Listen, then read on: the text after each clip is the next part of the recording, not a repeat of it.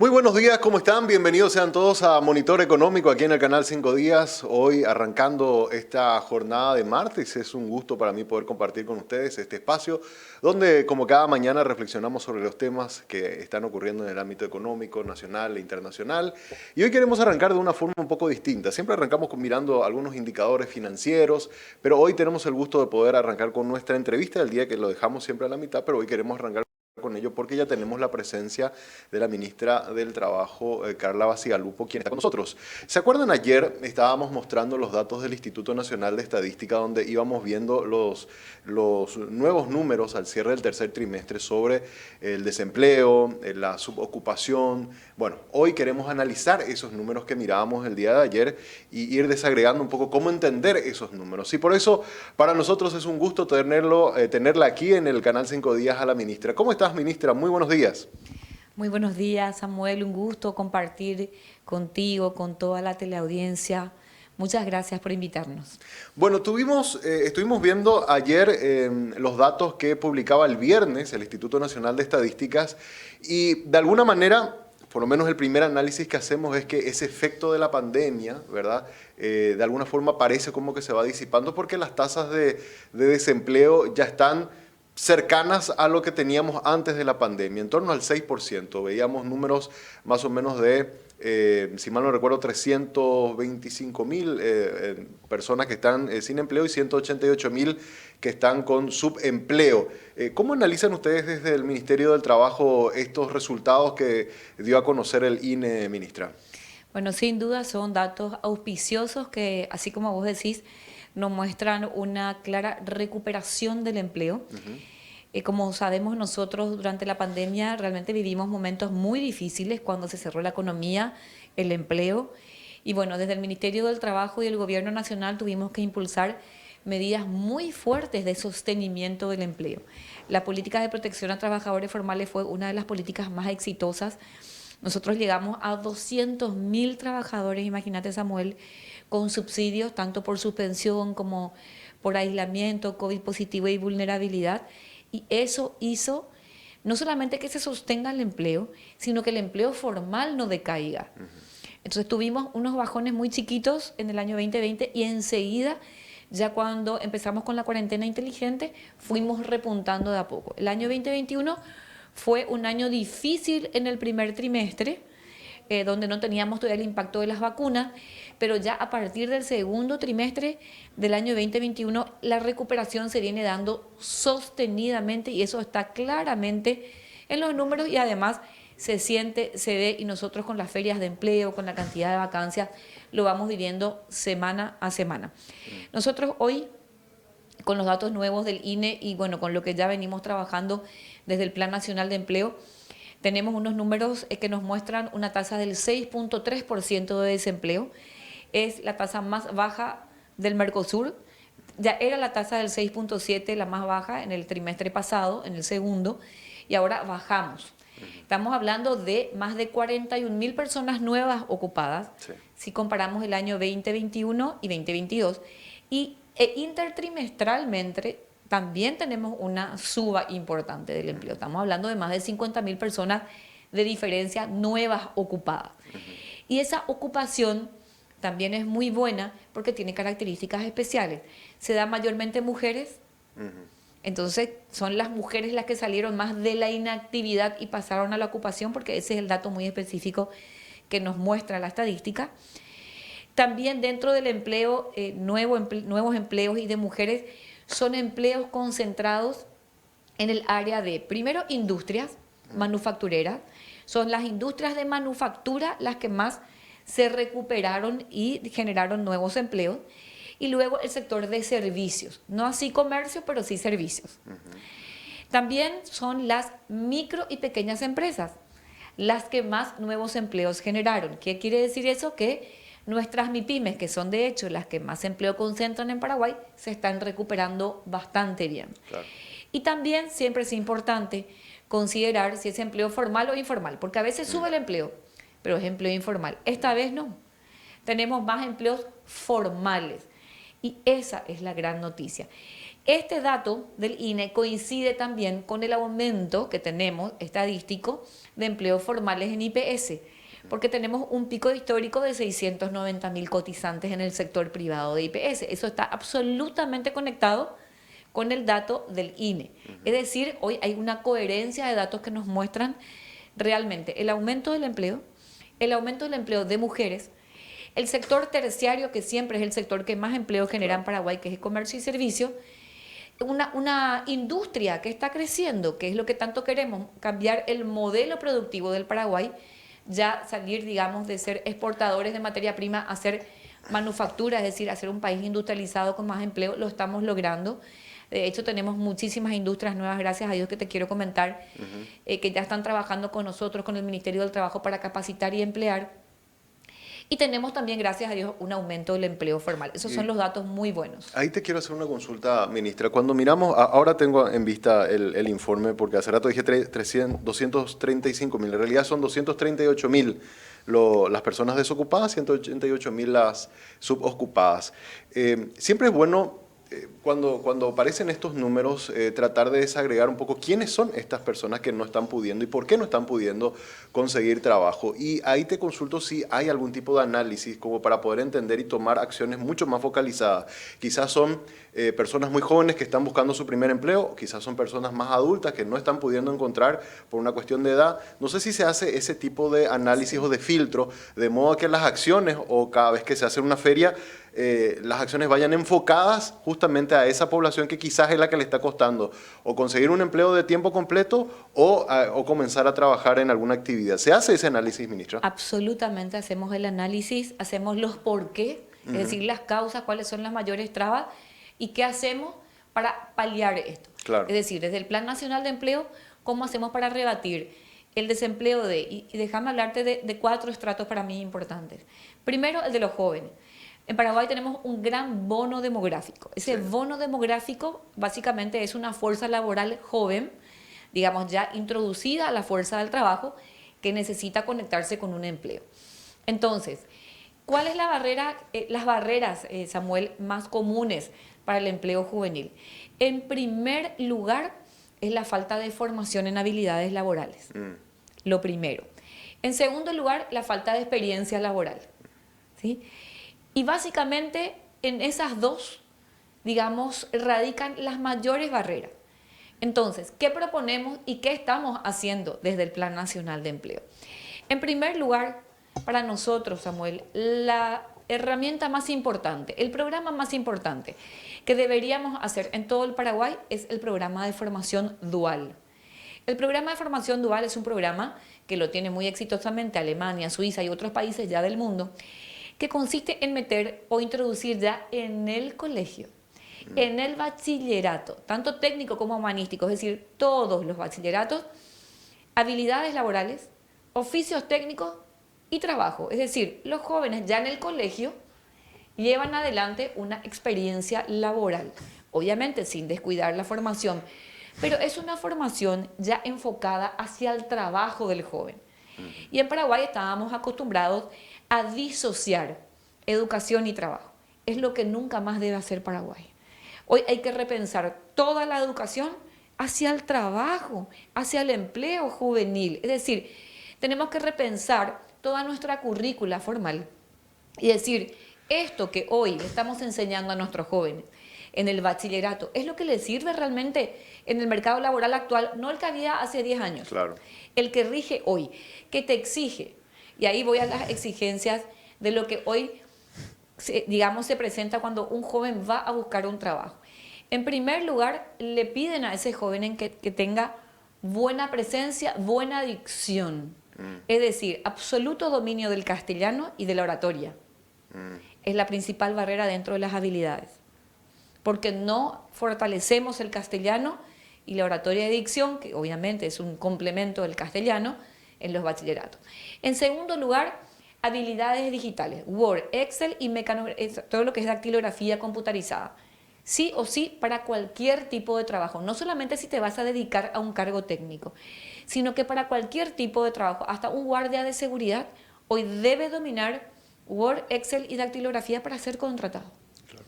Y en tercer lugar, las habilidades blandas, es decir, todo lo que tiene que ver con la actitud ante el trabajo, la capacidad de trabajar en equipo, la predisposición para el aprendizaje permanente, porque el mundo del trabajo, y vos lo sabés, trabajas en un medio de comunicación y la actualización en conocimientos es permanente. Bueno, entonces, esa barrera de los jóvenes la estamos trabajando desde el Plan Nacional de Empleo. ¿Cómo? Nosotros como Ministerio del Trabajo, a través de nuestros órganos, estamos llevando adelante la formación dual. Con varias empresas del país, tanto públicas como privadas, con altísimo éxito. ¿Cuál es nuestra meta? Introducir esto en los colegios. Ahora, ministra, hay algo que quiero puntualizar, porque hace rato antes del aire hablamos y me parece que hay un título que podemos utilizar que se llama La trampa de la universidad.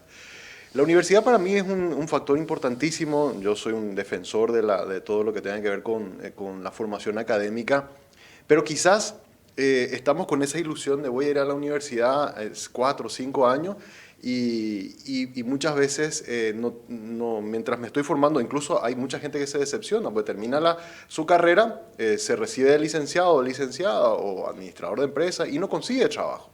Entonces, le comentaba yo hace rato, algo que me dicen muchos los empresarios, hay pocas personas en Paraguay con preparación técnica, es decir, aquellas carreras cortas pero que tienen la famosa rápida salida laboral. Y me comentaban, por ejemplo, en el sector inmobiliario, que en Paraguay hay muy poca gente que es especialista en colocar vidrios, ¿verdad? O especialista en hacer pisos de cerámica, o colocar pisos de cerámica, o en puerta, o hacer trabajos de electricidad. Entonces, muchas veces con la ilusión de la universidad, que está bueno ir a estudiar, los jóvenes quizás después se frustran porque estudian, terminan una carrera y no encuentran trabajo, y aquellas personas que hicieron alguna carrera técnica más corta, sí están trabajando, y después quizás se profesionalizan, el que es electricista estudia ingeniería en electricidad y así va avanzando. Entonces, probablemente también hay que hacer un trabajo de reenfocar a nuestros jóvenes que están en el colegio como para que vayan buscando la manera de poder primero hacer una carrera corta que rápidamente les dé un empleo y puedan hacer ese trabajo y estudio en simultáneo y así no sentirse frustrados después cuando terminan la carrera universitaria, ministra. Así mismo, Samuel, hoy tenemos un mercado laboral, te lo dijeron los empresarios, absolutamente carente y demandante de mandos medios técnicos. Vos describiste, necesitamos mecánicos, torneros, soldadores, necesitamos técnicos en refrigeración, electricistas, operadores de máquinas pesadas, impresionantemente, el requerimiento en todo el país. Entonces, ¿qué es lo que tenemos que hacer, Samuel? Y lo estamos haciendo del Ministerio.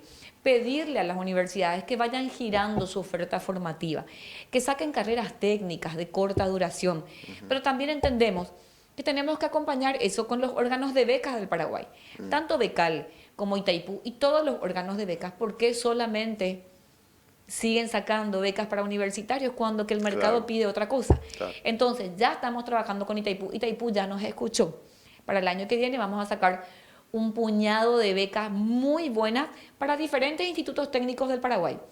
Tenemos institutos brillantes como el de formación dual de Loma Plata, tenemos Colpin y otros institutos técnicos desde Claravenza de Garófalo, en fin, muchos institutos técnicos que generan técnicos reales que hoy realmente, y valga la redundancia, necesita el mercado laboral. Entonces, lo que nosotros planteamos, Samuel, es un cambio de matriz educativa. Que estos jóvenes que buscan empleo, porque nos quedamos todavía en el estrato de los jóvenes. Vos me preguntaste, ¿quiénes son los que más engrosan la lista de desempleo? ¿Sí? Claro. Primero los jóvenes, ¿pero por qué? Porque tienen que recibir una educación mejor en el bachillerato que les prepare para la vida laboral con las 3 habilidades que yo te describí. 2, tenemos que darles oficios técnicos que son los que realmente requieren el mercado y que, como vos decís, al salir del colegio ya puedan emplearse en un oficio técnico.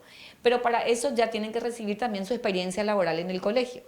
Nosotros desde el Ministerio lo que tenemos es un súper programa de empleo juvenil. Cuando sale del bachillerato, como no aprendió todavía hoy, digamos, esas habilidades, nosotros les enseñamos oratoria y dicción, les enseñamos Word y Excel, les enseñamos habilidades blandas y le hacemos entrar, por ejemplo, a un programa de pasantía, a un programa de aprendices duales. Por ejemplo, con Nestlé, una multinacional, tenemos un programa de formación dual, con Automac, con la INC. Entonces le hacemos, digamos, entrar a una especie de programa de primer empleo brillante y realmente da muchísimo resultado. Así que La fórmula con los jóvenes desde el Plan Nacional de Empleo promovido por el Ministerio del Trabajo es introducir formación dual, fortalecer los oficios técnicos para todos nuestros jóvenes y fortalecer, obviamente, las habilidades laborales, que no son precisamente los oficios técnicos. Hacer un cambio de matriz educativa en todo el país, que los órganos de beca empiecen a formar a jóvenes en oficios técnicos, que las universidades giren su oferta formativa hacia carreras técnicas aprovechando estas becas y, por supuesto, que todos los institutos técnicos del país se vuelvan a fortalecer y hagamos que en cada ciudad del país, en cada municipio, haya un instituto técnico sacando mandos medios técnicos al mercado. Porque hoy tenemos muchísimas industrias que se están posicionando gracias a las obras del gobierno nacional que ha sacado a 37 distritos del aislamiento. Entonces, por ejemplo, tenemos una industria hoy en Cajazapá que se está instalando, pero necesita 99% mandos medios. Claro. Tenemos industrias allá en Naranjal, tenemos en Central una cantidad inmensa, tenemos Paracel que está generando 30.000 empleos y necesita técnicos. Entonces, como decimos del Ministerio del Trabajo, impulsamos un cambio de matriz educativa potenciando los oficios técnicos en nuestro país. En segundo lugar, las mujeres también engrosan la lista de desempleo. Y ahí tenemos dos motivos, Samuel. Las mujeres también, por lo mismo, falta de oficios técnicos, por eso nosotros cuando asumimos, nos volcamos a capacitar a mujeres en oficios técnicos no tradicionales, vos sabés, hoy tenemos más mujeres tractoristas, operarias de pala cargadora, de retroexcavadora, tenemos más mujeres técnicas, más mujeres albañiles, fontaneras, electricistas, porque desarrollamos una estrategia que se denomina Emplea Igualdad, para romper un estigma, un patrón cultural que hacía que las mujeres solamente estudien gastronomía, textil y belleza y estética. Ahí quiero hacer un acento. ¿Por qué todavía, no sé si hicieron ese análisis, ministra, por qué todavía hay una brecha importante en el acceso al empleo entre hombres y mujeres? ¿Y por qué también sigue todavía esa brecha importante? Creo que hay unos 500, 600 mil de diferencia en el ingreso. ¿Han analizado por qué todavía se da eso? Absolutamente analizamos, pero déjame contarte una verdad que tampoco es muy visible ahí. Primero, el acceso al empleo, vuelvo a decir, falta de capacitación técnica. Entonces me remito a lo mismo, un cambio de matriz educativa que potencie a todas las mujeres en oficios técnicos. Nosotros como Ministerio del Trabajo ya lo estamos haciendo. En estos 4 años tenemos más de 12.700 mujeres, albañiles, fontaneras, electricistas, torneras, soldadoras. Y yo te pido, Samuel, que te vayas, me visites aquí en el SNPP, que somos vecinos. Sí. Y vas a ver cómo los sábados tenemos muchísimas mujeres estudiando oficios técnicos, pero desde electricidad del automóvil, vuelvo a decir, hasta metalmecánica, mecatrónica. Y ese es el camino que tenemos que seguir transitando para que las mujeres ya no sufran esa brecha de acceso al empleo, ¿sí? Porque obviamente la mujer es igual que el hombre.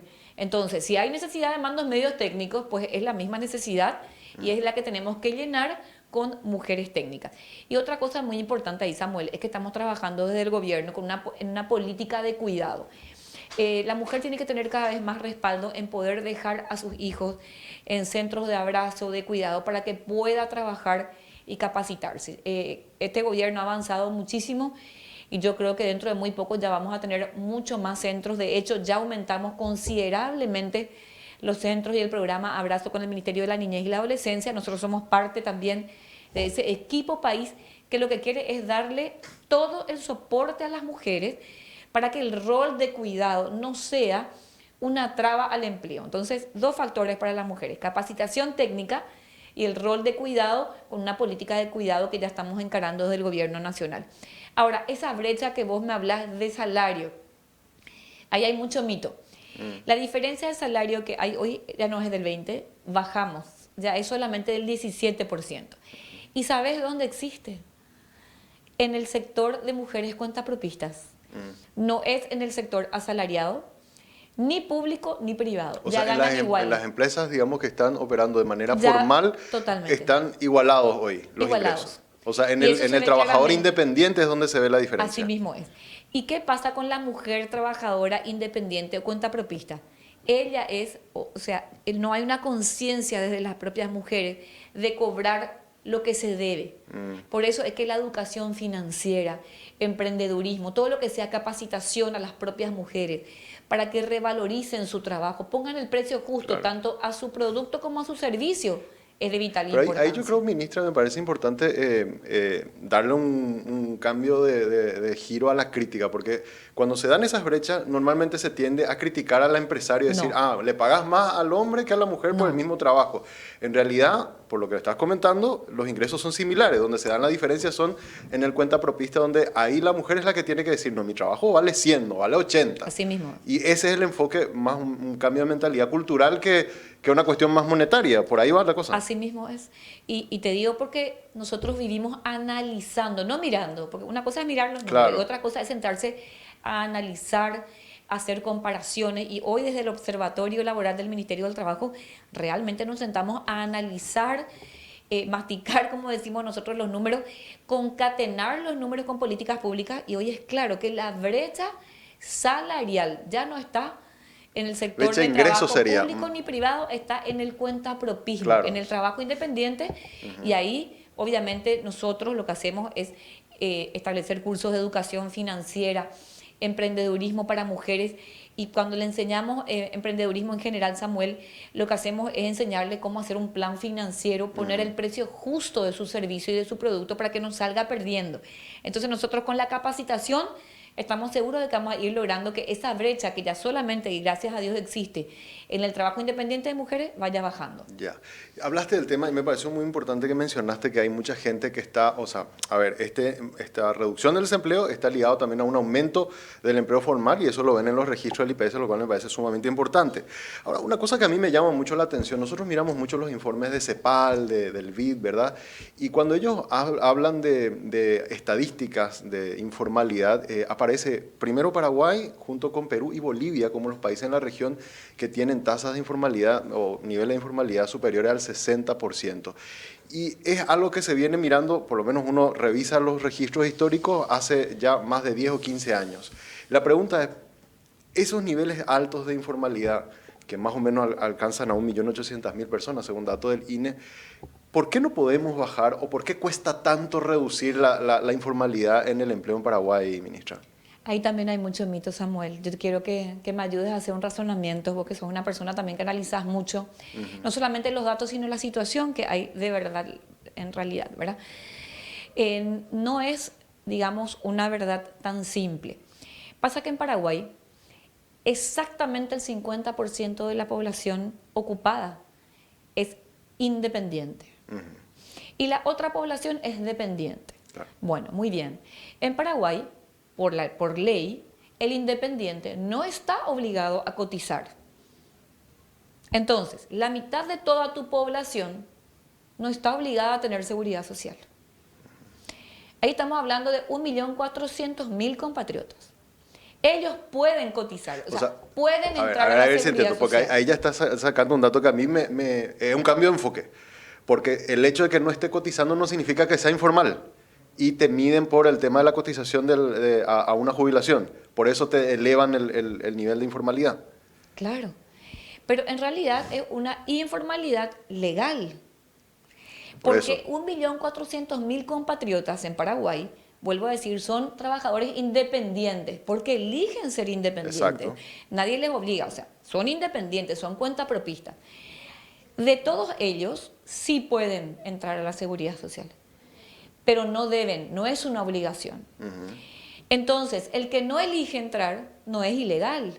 Ahora, pudiera ser informal. Claro, es que bueno, si vos definís la informalidad como no estar en un sistema de seguridad social, sos informal. Por eso, y ahí pero es no donde sos voy. ilegal. Claro, y ahí lo que voy, ministra, justamente a eso es lo que iba. Quizás el enfoque de la medición que hacen estos organismos no es el correcto, porque no significa que no están pagando impuestos y haciendo una actividad legal, Exacto. sino simplemente decidieron no cotizar a un sistema jubilatorio. Así mismo. O incluso yo no sé, porque el otro día le tuvimos acá a la presidenta de la Caja Mutual, capaz están aportando a la Caja Mutual y no al IPS y quizás eso no se está registrando. A ver, yo te cuento ahí. De todos los independientes que pueden entrar a IPS, casi nadie entra. Claro. Nadie elige entrar. Entonces, cuando hay voluntariedad, no se elige la seguridad Exacto. social. De los pocos que ingresan, la mayoría ingresa a la Caja Mutual de Cooperativistas. Es decir, el sector privado es más ventajoso o lo ven como más ventajoso al que digamos, puede cotizar si quiere o no. Y eso no se registra, ministra. Está todo registrado. No, pero digo nomás, en la estadística, al hablar de informalidad, porque ahí te cambian los números. Si yo comienzo a cargar también las personas que son trabajadores independientes y que Pero dicen, muy yo no pocos, elijo, Samuel, no, pero yo, no forman un número estadístico, No, son no, muy pocos, son no, pocos. poquísimos. Son poquísimos, ni el 3% de los que eligen cotizar mayormente a la Caja Mutual de Cooperativistas, muy poco, entonces no es un número estadístico. La verdad prístina, real y concreta es que el 90% de los trabajadores independientes no cotiza porque no elige cotizar, no elige entrar a la seguridad ¿sabes social. qué me decían a mí algunos? Yo, en vez de pagar una jubilación, lo que veo a futuro para mi jubilación, eso me dijeron varios trabajadores independientes, incluso de las MIPYMES, es de la plata que yo gano, ahorrar, comprar terrenos y hacer inversiones para que el día de mañana yo pueda alquilar casa, departamento, lo que sea, y esa es la jubilación que yo aspiro. Entonces es un cambio de enfoque. Es un cambio de enfoque, que son los enfoques que tenemos que encarar y ver si los vamos a seguir sosteniendo o lo vamos a cambiar, pero con herramientas eficientes. Y que quiero referirme a eso. El otro 50%, que también es 1.400.000 en el sector privado, sobre todo sí, independiente, porque después tenés 320.000 trabajadores del sector, El sector público que público. también son dependientes, pero que tienen, obviamente son formales, ¿verdad? Claro, Ahora, claro. imagínate vos que son 1.400.000 y 1.400.000 del sector privado.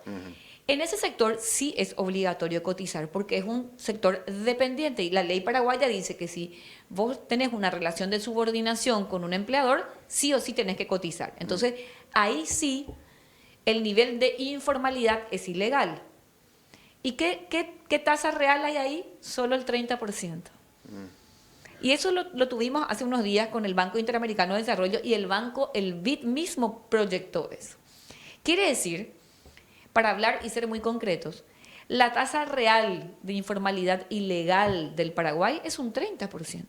Es decir, dentro de lo que es legal somos un 70% formales. O sea, nosotros tenemos una tasa de informalidad real similar a la de Chile, por ejemplo. Claro, la que Que es real. Claro, la que corresponde a la ley paraguaya. Entonces, eso también hay que empezar a decir. ¿Y por qué eso no se refleja? Si es así, en tanto, incluso en nuestros informes oficiales, ¿verdad? Porque en el INE te aparecen tasas mucho más Yo te altas. explico, Y después en los informes internacionales aparecen tasas muy altas que cuando un inversor o alguien de afuera ve, dice, la pucha, acá realmente hay tasas altísimas, ¿verdad? Y nos dejan mal parados. Si esa no es la realidad, creería yo que nosotros desde el Estado tenemos que comenzar a forzar de alguna manera, así como ustedes hicieron, no, en realidad esta es nuestra situación, este es nuestro problema, de modo que después también los organismos internacionales comienzan a tomar eso y no reflejen afuera un número errado. Bueno, de hecho, por ejemplo, el Banco Interamericano ya claramente lo tiene definido, por eso en una última presentación el propio BID dijo, la tasa, digamos, de informalidad ilegal es del 30%. Dentro de todos los dependientes que deben cotizar, el 70% cotiza. Entonces, por ejemplo, el BID ya lo tiene muy claro. Ahora bien, como la nomenclatura internacional o la definición internacional de informal es aquel que no cotiza a la seguridad Exacto. social, no importa que la ley te obligue o no, entonces, bueno, nosotros seguimos entrando a esa nomenclatura que dice que, claro, el 65% es informal, pero si somos muy, digamos, honestos, vemos que en realidad no es así. Somos un 70% formal y un 30% informal ilegal. O sea, el 65%, para ser justo Sí. con el idioma, sería 65% de no cotizantes, sería entonces. Exactamente. No, Así mismo es. que no significa que trabajen en la informalidad. Así mismo, tal cual. Entonces lo que nosotros tenemos que hacer es sentarnos a construir y pensar todo. Nosotros queremos seguir sosteniendo esto. Entonces, bueno, va a seguir siendo así, va a seguir ocurriendo que dentro del sector dependiente vamos a tener una formalidad del 70% y dentro del sector de independiente, que es exactamente la mitad de toda nuestra población ocupada, pues vamos a seguir teniendo el 90% de no introducción a la seguridad social o de informalidad según la nomenclatura internacional. Totalmente. Ahora bien, o pensamos en construir una ley que le introduzca sí o sí a todos los independientes, pero en forma obligatoria, a la seguridad social, entonces ahí sí, Samuel, nosotros vamos a poder decir todos los paraguayos o toda la población ocupada tiene tanto por ciento de informalidad. Pero mientras nosotros no construyamos una ley de cotización o de seguridad social obligatoria para los independientes. Entonces dejemos de decir que Que son Paraguay ilegales. tiene una informalidad Claro, ilegal del 65 que no es cierto. Ahora, si hablamos en eso que planteas, ministra, en algún momento yo recuerdo cuando se planteó lo de la obligatoriedad, IPS dice, nosotros si de repente nos vienen cayendo 1.400.000, no damos abasto y esto No, explota, no. ¿verdad? O sea, ahí también hay que repensar a ver si quizás ese aporte jubilatorio no podría ser a través de otros canales privados, o sea, una variedad de opciones que permita que sea sostenible, porque IPS no va a dar abasto para recibir de la noche a la mañana a tanta gente. Así mismo es, Samuel. Acá hay que sentarse a construir un sistema de seguridad social conveniente que proteja a los trabajadores independientes, porque acá siempre tenemos que partir de la premisa de proteger al trabajador. La Sí. protección del trabajador tiene que ser nuestro norte en todas las políticas públicas. Entonces, algo que beneficie, que no perjudique y que haga realmente que se sincere el mapa de formalidad y de informalidad paraguaya, porque hoy no se dice toda la verdad. Y acá te quiero decir la verdad, nosotros fuimos la primera administración que sacó esto a la luz, porque en realidad, imagínate vos que incluso se siguen sacando leyes, como esta última ley que, digamos, permite al trabajador independiente descontar del IVA, ¿verdad? Descontar hasta el 30% por un decreto, pero ahora creo que en Cámara de Diputados, y es una ley de incentivo a los independientes. Pero ¿qué hay para los dependientes? Entonces, en la práctica, por leyes, por decretos, nosotros hasta incentivamos a los trabajadores independientes, que no solamente no tienen que dar su 9%, sino que además tienen otra vez descuentos especiales. Entonces, un trabajador al momento de ir a emplearse, ¿qué elige ser? Ser trabajador dependiente que tiene que dar su 9% de su salario, o elige ser un trabajador independiente y firmar un contrato de prestación de servicios con su empleador. Claro. Ahí no le van a descontar su salario, o sea, su 9% de cotización, y encima le van a permitir descontar todo. Lo cual yo no digo que esté mal. El tema es qué modelo de país queremos. Queremos que realmente todos coticen.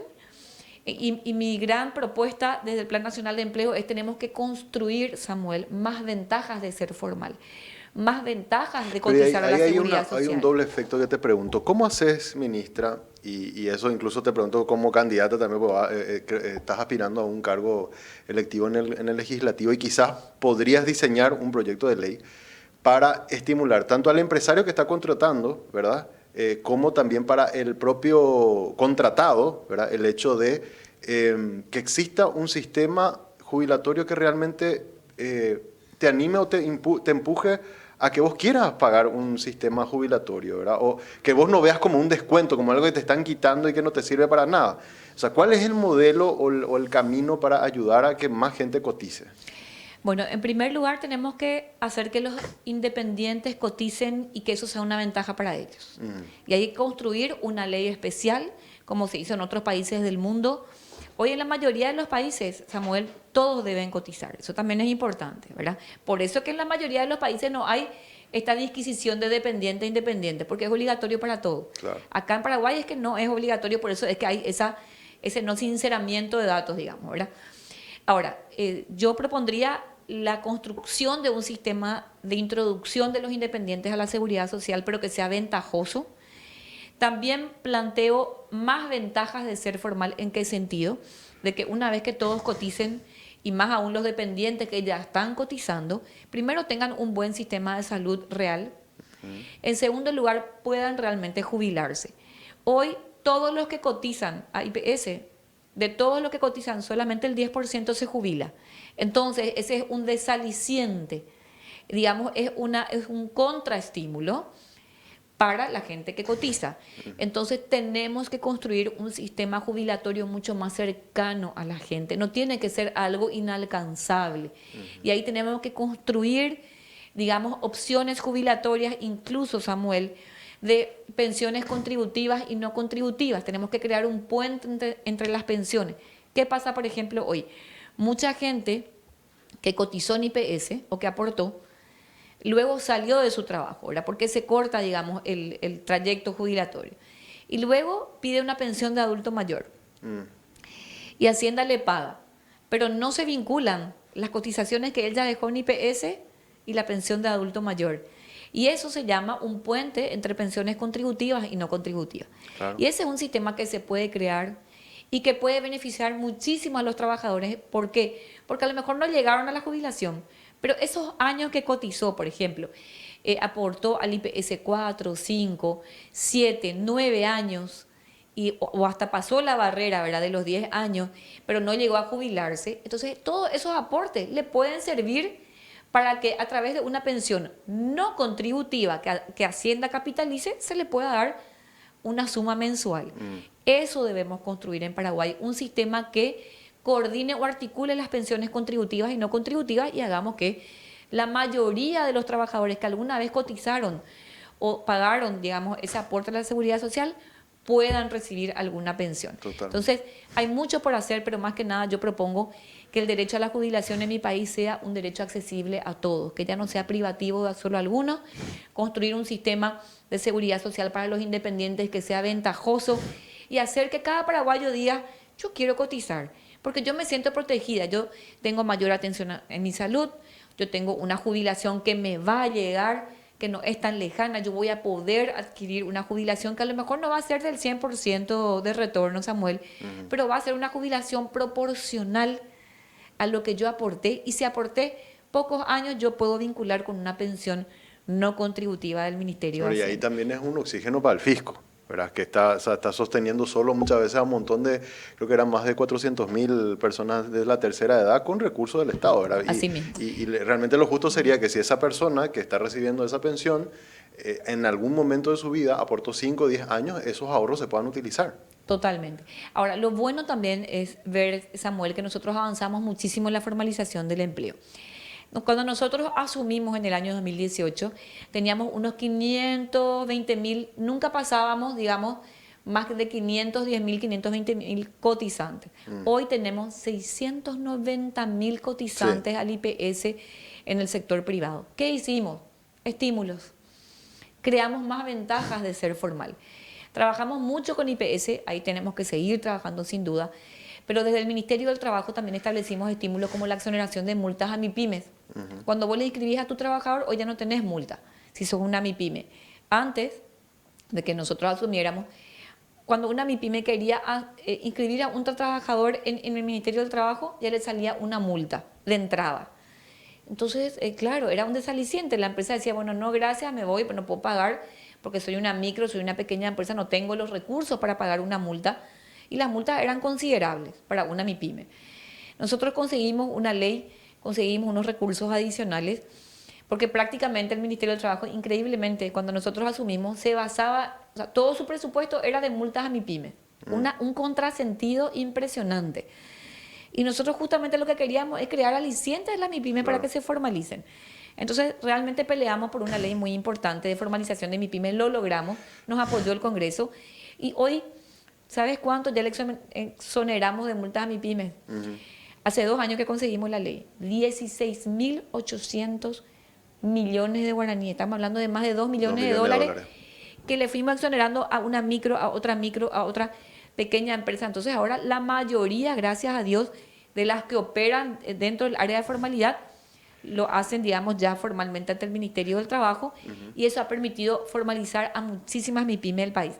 Esa es una muestra nomás, Samuel, como construyendo más ventajas. Por ejemplo, tenemos que pensar también en que las patentes municipales ya no sean tan caras para las MIPYME, que hagamos un sistema de menos burocracia y de menos costos, para que las MIPYME se formalicen en todo sentido, tanto ante la SED como ante, obviamente, lo que es el Ministerio del Trabajo y el IPS.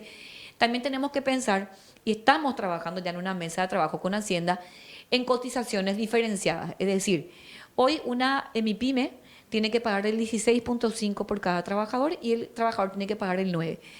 Pero si es una microempresa, obviamente la capacidad de pago se reduce. Entonces lo que estamos trabajando es en establecer un sistema de cotización diferenciada, es decir, que baje el aporte obrero patronal, pero también obviamente con una canasta de prestación diferenciada. Por ejemplo, el trabajador que elige trabajar en una microempresa deberá pagar menos, digamos, cotización en la seguridad social, y a lo mejor tendrá solamente cotización para él y no para su familia, pero va a poder elegir. Claro. Entonces, eso es lo que estamos trabajando porque realmente tenemos que hacer que las microempresas no tengan tanta carga al momento de ser formales. ¿Y por qué tanto nos focalizamos en las microempresas? Porque son las que más empleo Claro, generan. claro, el 70% están ahí. Ahí. Ahora, y hablaste del IPS y hoy está para el IPS de los medios, porque una persona que estaba internada, bueno, se le cae un cielo raso encima, ¿verdad? Eso también desalienta muchas veces a mucha gente a decir, ¿para qué yo me voy a IPS o voy a aportar en IPS cuando veo que la atención es tan precaria? ¿Se está trabajando con IPS como para que de alguna manera también el estímulo venga por parte de la calidad de la atención, ministra? Sí, estamos trabajando en una mesa de trabajo ya desde el año 2018, ni qué decir en pandemia, nos costó mucho a las dos instituciones. Imagínate que nos tuvimos que entrelazar para que todos los subsidios por suspensión y lo logramos. También hay que rescatar lo bueno, hay que resaltar lo bueno. Ahora, IPS es una institución muy grande, con muchísimas necesidades. También hay que resaltar que IPS en tiempos de pandemia asumió mucho costo de trabajadores que no cotizaban, pero que IPS tuvo que atender. Claro. Obviamente el presidente protegiendo la salud y la vida de las personas, que es lo que debe ser, hizo que IPS tenga que atender no solamente a los que pagaban, sino a todos los paraguayos. Entonces, entre el Ministerio de Salud e IPS cubrimos todo el territorio nacional, pero eso hizo que IPS también, obviamente, digamos, sufra Carezca de recursos costo, para... carencia, Claro. y hoy realmente tenga que, bueno, asumir nuevas deudas para poder pagar eso que atendió sin recibir una contraprestación de pago. Entonces, yo entiendo que hay mucho que reforzar en IPS, también entiendo que hay muchas necesidades, que cumple un rol fundamental, pero que tenemos que también fortalecer. O sea, el IPS tiene que ser fortalecido. IPS sin duda tiene que mejorar su sistema de atención de salud, y yo también enfatizo, sin duda tenemos que tener más jubilados. No puede ser que Paraguay, ese es un dato que no se suele contar, pero yo también te quiero pedir que investiguemos juntos, que veamos, hay un dato que no se cuenta o que no se realza mucho. De todos los que realmente cotizan, solamente el 10% se jubila, y esa es la tasa más baja de la región también. Y esa es la que tenemos que revertir para que Pero ¿y muchos por más qué? paraguayos Ahí ¿por qué? Porque no llegan a completar la no cantidad de llegan años. a completar. Porque es 60-30, ¿verdad? Es decir, 60 años, 30 años de aporte, y realmente cuando estudiamos las trayectorias laborales, Samuel, porque también esta fue la primera administración con nosotros, que lo que hicimos es hacer un estudio de las trayectorias laborales. Hicimos un estudio de acá a 20 años atrás y empezamos a ver de todos los cotizantes cuántos lograban pasar la barrera de un año, de 2 años de cotización, la barrera de los 10 años, que vos ya sabes que es un hito en Paraguay, y cuántos lograban. Y bueno, solo el 10% de todos los cotizantes se jubilan. De hecho, los números están en IPS, y eso nos tiene que llamar a reflexionar y a construir un sistema en el que los trabajadores del sector privado tengan ese aliciente de que van a llegar a la jubilación, de que no es tan difícil. Entonces, tenemos que ir pensando en jubilaciones proporcionales, que no hagan que vos sí o sí tengas que llegar, ¿verdad?, digamos a los 60-30, sino tengas jubilaciones por debajo del 100%, pero sí, De acuerdo a los obviamente años con que menos aportaste. años, claro, con Totalmente. menos años.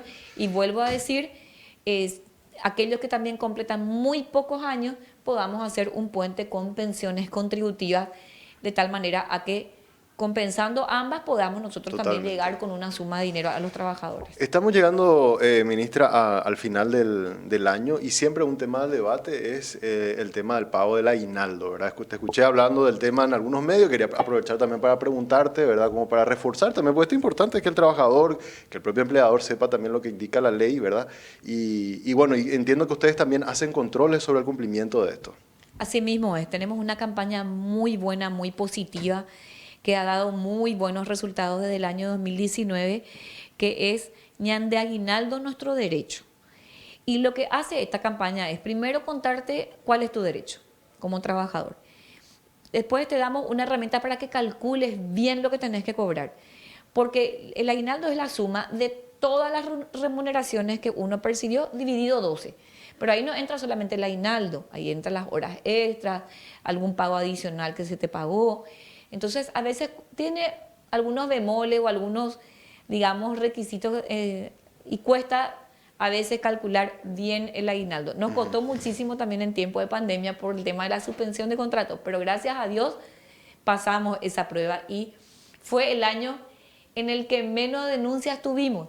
En el año 2021, con respecto al aguinaldo 2020, tuvimos solamente 34 denuncias por falta de pago de aguinaldo, prácticamente nada. Pero claro, fue el año también en el que el gobierno nacional se hizo cargo del pago de aguinaldo de los trabajadores suspendidos y eso hizo que obviamente haya muy pocas denuncias. Ahora, este año sacamos la campaña también de concienciación, tenemos una calculadora digital que a través del teléfono uno puede acceder, uno pone ahí su remuneración y en el acto nosotros le calculamos cuánto tiene que cobrar en concepto de aguinaldo.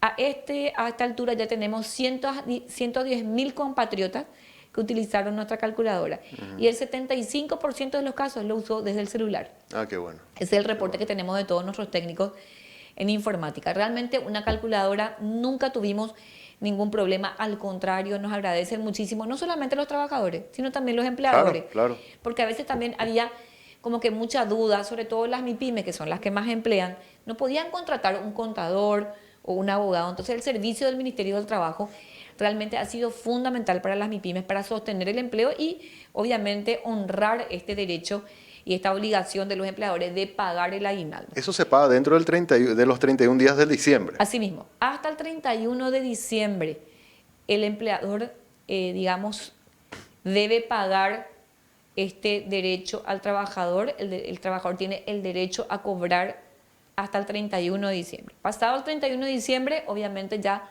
puede hacer la denuncia al trabajador ante el Ministerio del Trabajo por cualquier medio, por teléfono, por mail, a través obviamente de nuestros centros de atención. En Asunción, ustedes ya saben, somos famosos para Guarí y Herrera, pero también tenemos regionales en todos los departamentos del país, gracias a Dios, y ya los esperamos a los trabajadores. Ahora bien, también es importante recalcar que si no se paga, el Ministerio del Trabajo lo que hace es llamar al empleador, se hace la audiencia de mediación. El 80% de los casos pagan el Ministerio. Y muy poco, menos del 20% se va al Poder Judicial para reclamar ese derecho. Eso es lo importante, somos eficientes, no solamente al concienciar y al hacer que cada vez haya menos denuncias de falta de pago. Quiere decir que nuestra campaña de prevención está funcionando. También somos eficientes al momento de, sancionar al empleador o, compeler, obligar a que pague, porque el 80% de los casos de los que nosotros llamamos y le decimos vení paga porque no pagaste el aguinaldo, viene y paga. Y los que no pagan en sede del ministerio, ahí suceden dos cosas. El trabajador tiene derecho a ir al Poder Judicial, obviamente a demandarle para cobrar, y nosotros pasamos automáticamente al área de fiscalización a las empresas que no pagan aguinaldo. En el año 2021 nosotros tuvimos 600 millones de guaraníes de multa a varias empresas, que no pagaron aguinaldo. Entonces, es importante y generalmente las empresas ya no quieren pasar al área de fiscalización y prefieren pagar el aguinaldo siempre que obviamente se compruebe, porque nuestro departamento de mediación siempre comprueba que haya el vínculo laboral que corresponda. Nosotros volvemos a hacer el cálculo de lo que tiene que cobrar el trabajador dentro de la audiencia de mediación. Entonces, muy importante el servicio que presta el Ministerio y, por supuesto, como yo siempre digo, espero no encontrar ninguna denuncia en el año 2023 de falta de pago de este año. Esperemos que cada empleador cumpla con su obligación. Es tan importante que le demos ingresos adicionales a nuestros trabajadores en este tiempo tan importante de Navidad, de Año Nuevo, de familia. Así que hacemos un llamado especial, Samuel, para que nadie incumpla esta obligación. Totalmente. Ministra, yo te agradezco mucho tu tiempo y bueno, seguramente si accedes al legislativo, ahora que sé que está ahí todavía un trecho largo todavía en campaña que seguir, sin lugar a dudas, estos proyectos que nos hablaste, me parece que van a ser fundamentales y ojalá realmente se lleven a cabo estos proyectos de cotización compartida, de ir buscando estímulos, porque hace mucha falta. Y creo que también hace mucha falta el hecho de sincerar los números con los niveles de informalidad real que tiene el Paraguay, porque es también la imagen que proyectamos al exterior y es bueno que se muestren los números reales como para que también desde afuera entiendan cuál es la realidad de nuestro país. Me pareció sumamente interesante poder charlar con usted hoy, ministra, y te agradezco mucho tu presencia aquí en el Canal 5 Días. Muchas gracias, Samuel.